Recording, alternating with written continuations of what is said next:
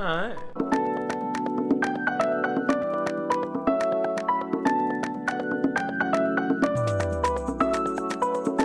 Hi. I'm Dezzi Pixels, and I help artists find clients and build businesses online. This week, we're talking about typography and how you can use it for your logos in your business.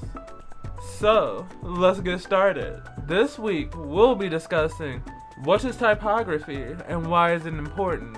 What are the common different types of fonts and how are they used? And lastly, what are the common terms associated with typography? That's enough for the intro. Let's get started. Now, for the first question. What is typography and why is it important? Typography is the difference between a boring memo and a fly band poster. Typography is the style or appearance of text, or the art of text. You have encountered typography, I guarantee you, every day of your life, most likely since you were born. Anytime you look at a sign, look at the written word, any document, the style of text, font, and all that is all typography. What we're going to be discussing today is the specifics between the different types of typography, because there's an art to when to use a bold print versus when to use a stylistic print. So let's get started on talking about what are the common types of fonts and how are they used. Now, there are multiple different types of fonts that have different types of feels when placed on the page. The first type of font is a serif font. A serif font is the font that you see that has the tiny little feeties on it. It's a very classic font. Very professional, very put together, very bold. You'll find serif fonts from everything from newspapers to books in general. Examples of serif fonts are the classic Times New Roman, Merriweather, and Courier. The next is the sans serif font. Sans serif is French, so they tell me, for without serif. Now, this type of font you see a lot used on the internet, on the computer. This font doesn't have that little feeties, and it's a lot more modern looking of a font.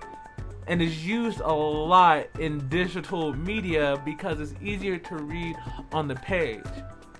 Use this font when you want to be clear, easy to read, and modern. Certain examples of this font include Arial, Calibri, and Oswald. Next, you have the slab serif font. Now, the slab serif font is very similar to the serif font, except the feet and the text is really heavy. It's really bold, and it's really good for headlines and for catching the reader's attention for where you want to lead their eye on your page, advertising, or document. Examples of a slab serif font are Rockwell and Memphis. And the last type of font we'll be discussing here is the script font. The script font is a very decorative font. It's very elegant. It's very feminine. You'll see it a lot in beauty brands, fashion brands, arting and writing brands, because the script font lends to that handcrafted look that gives a personal touch. Examples of a script font are Pacifico, Pinion Script, and Caveat. Next, what are the common terms associated with typography? When studying typography and just doing your own research on the internet, there's terms that you'll hear a lot, especially if you start getting graphic design work when you're a little bit more seasoned. These are those terms, so next time you hear them, you won't be like, what the heck is that? The first term is hierarchy. Hierarchy is the size relationship of the text that does a great job into leading the viewer's eyes to what is important. The purpose of separating the hierarchy is so you have a clear delineation between the title of your piece, your subheaders, and your body text, because you want these to have different emphasis so that your reader or viewer has a lot better idea of what categories are contained in what sections. The next term is leading. Leading refers to the space between lines of text and is currently referred to as line spacing. You've probably been dealing with this since you've been writing papers since you've been in school. Leading is line spacing, and that's when you get double space, single space, and all those sort of different things. What's really good about line spacing is that it lets your document have more room to breathe on the page and lets it feel less claustrophobic and makes it easier for your viewer to read. Next is tracking. Tracking is the overall space between characters. Adjusting tracking is really good for if you get a font that's the spacing between the letters are too close pushed together. That can make the image feel claustrophobic, hard to read, and a lot of times your viewer would just skip over that if it's not super easy to read. Now, the next term is kerning. Now, where similar to tracking, the difference is kerning is the space between each individual letter. So if you get a font that's really janky and has different spacing between the different letters, changing the kerning is what will equal that out and make it look better. Next, the next term is copy. You've probably heard me mention copy in my previous videos, and the only thing that is the text displayed on whatever it is you're creating. So if you ever get a job and someone says, oh, for this poster, the copy is, we sell hammers for $1,000 a piece, that's the writing that they want you to put on there.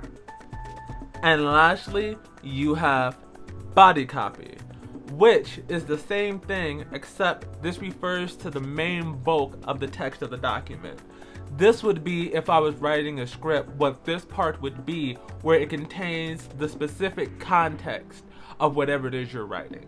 So the difference between body copy versus something like your heading is that your body copy is your content and the heading is the sections of your content. Now, when going and looking at fonts and text for your brand and your business, you want to start off with only picking two. You want a bold, attention-grabby font for what's called your display font, which is going to be the first thing your reader sees that really draws them into whatever they're looking at. And then for your body copy, you want a more easily readable text, not something very decorative. So you don't want to use a script font or a slab serif font. You can get away with using a serif font depending on the feel that you're going for, but if you're doing text that's on the computer, a nice sans serif font for the body text and maybe something bolder for the display text, such as a slab serif or a script, would give you a nice visual design but also make it very accessible and readable. And now, with that said, let's get to the homework. This week, for your homework, I want you to choose the different fonts for your brand. I want you to again take a look at all that we discussed before, and if you need refreshers, be sure to take a look at the previous videos where we discuss your audience persona and analyzing your competitors, so you know the type of fonts that you should be using in your niche. I hope today's video was super helpful. Be sure to subscribe and sign up for my newsletter down in the description, because each one of my videos builds upon each other. And so, because what we talk about this week will have to do with what we talk about next week. Speaking of which, our topic for next week is going to be color palettes and how to use them for your brand. So anyways, this has been your girl, Desiree, and I am out, bitches. Bye!